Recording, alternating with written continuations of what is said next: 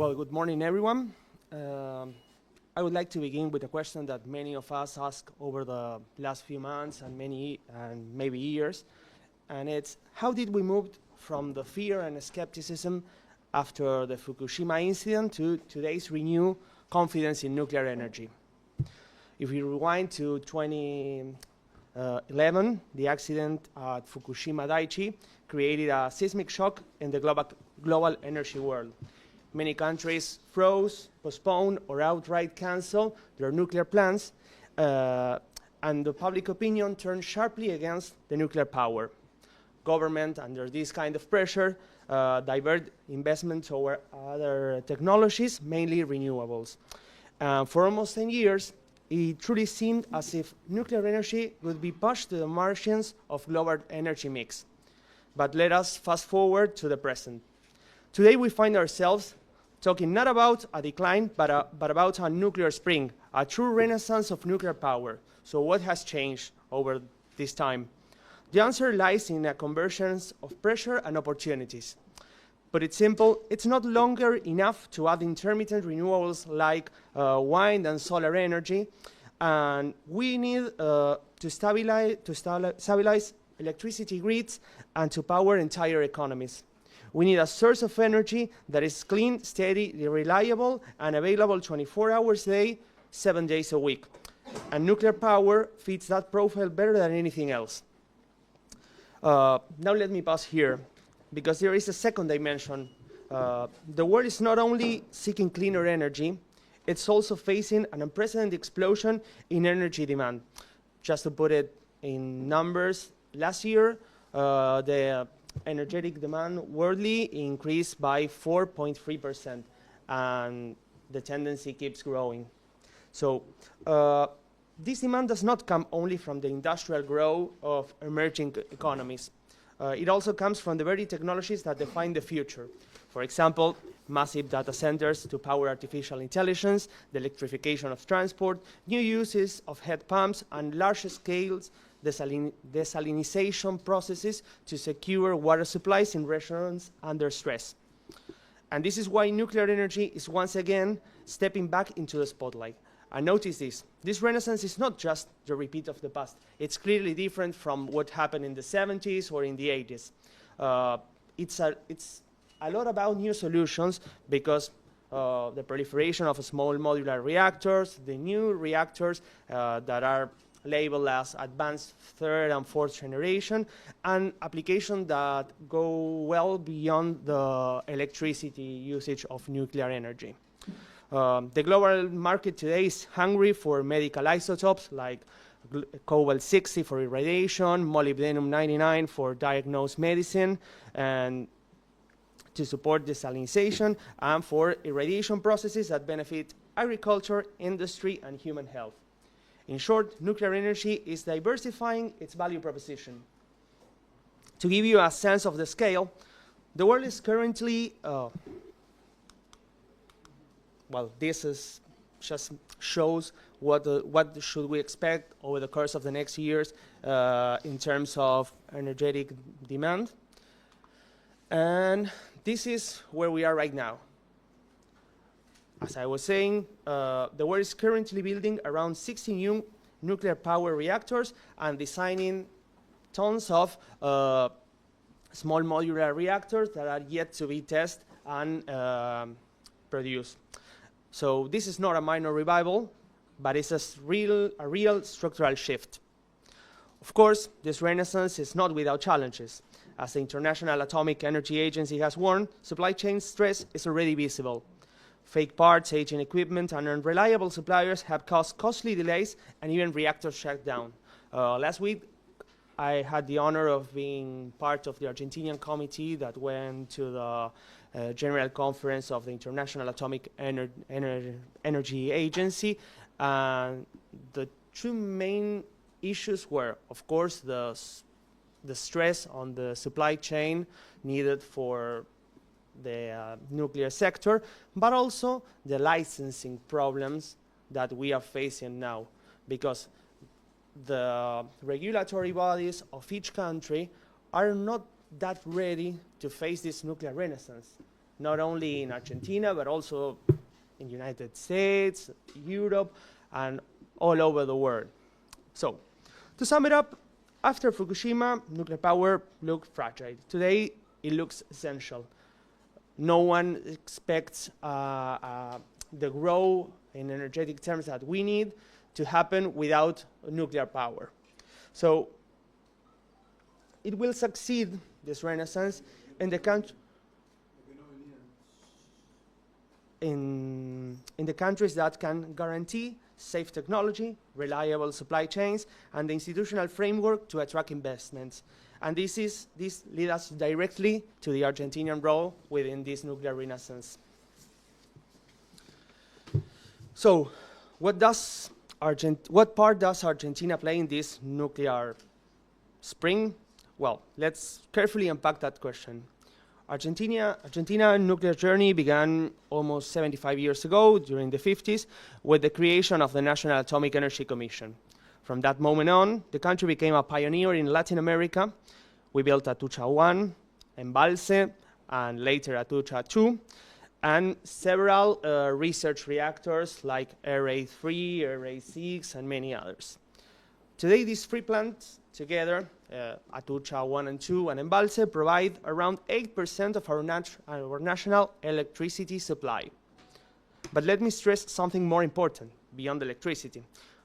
Argentina achieved what very few countries in the global south have ever accomplished. We mastered the entire nuclear fuel cycle, from uranium mining to conversion, enrichment, and fuel fabrication. That is a strategic capability that not many countries have. Yet, our history has not been a straight line of success.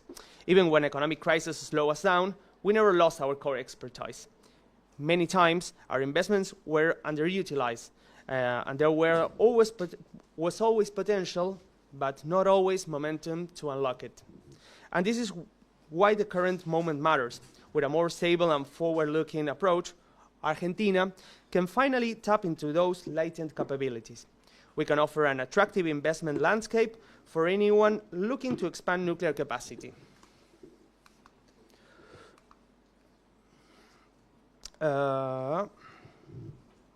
Why we can address this matter right now? Because we combine technical know-how, a more stable geopolitical position than, for example, many traditional fuel suppliers, and a clear willingness to welcome partnerships from abroad. Yet, and here is the paradox, we arrive at this nuclear renaissance with a strong technical base, but with a sector that lacked dynamism and confidence needed to seize the moment. This is where the change under President Javier Milei became significant.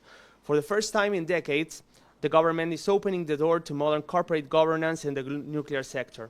The logic is simple: bringing private capital to expand the ongoing operations, introduce management accountability, and align operations with international best practices. We can already see the results. Look at Dioxitek, the company where I work. We do the conversion of the uranium to be used in the reactors. So, under the new administration, Dioxitek redefined its governance structure, restructured its debt. We had debts that went back to the 99 with the National Atomic Energy Commission. And over the last 9 months, we were able to cancel almost 50% of it, and we expect to fully cancel it by the second quarter of next year.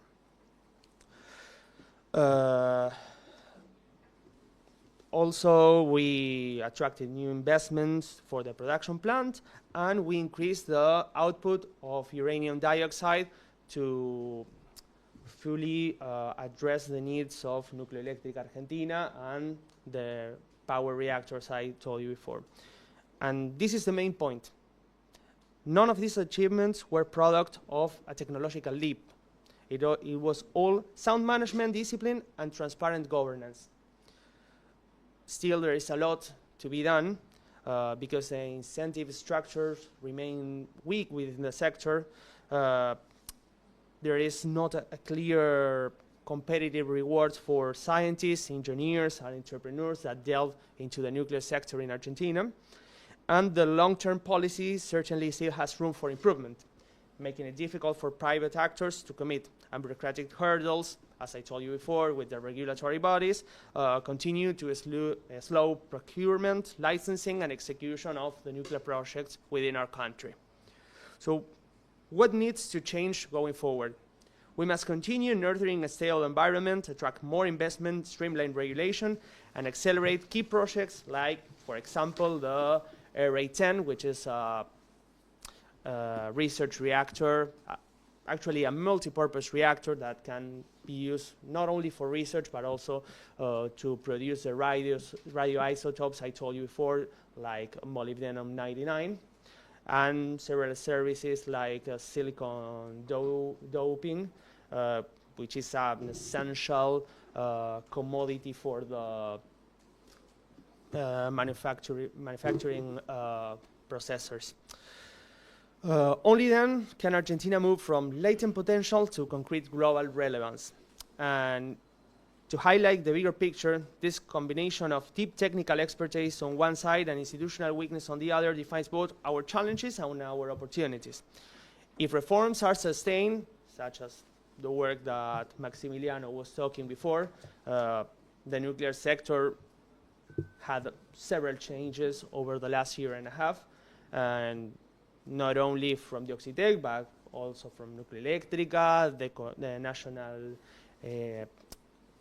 Energy Commission itself, open themselves to the private sector in order to reactivate uranium mining in Argentina, to expand the current, to aim to expand the current supply of fuels, to provide heavy water for CANDU reactors. And if we really want to keep this change going, Argentina can transform its nuclear sector from a dormant asset into a key instrument of global positioning, as it was during the 80s and the 70s. And why does this matter internationally? Because Argentina faces no imminent conflict scenarios and enjoys secure trade and logistics routes. In a world where uranium and nuclear technology are once again becoming strategic commodities, Argentina stands out as a geopolitical, reliable link in the global supply chain. So, to conclude, Argentina is not starting from scratch. We are building on decades of expertise, and we are introducing modern governance to a sector that lacked it. We are willing to welcome investment and partnership, with just a few more steps forward, Argentina can fully unlock its potential and emerge as a stable, innovative hub for the nuclear future and a key player on the global stage, and of course, in Latin America.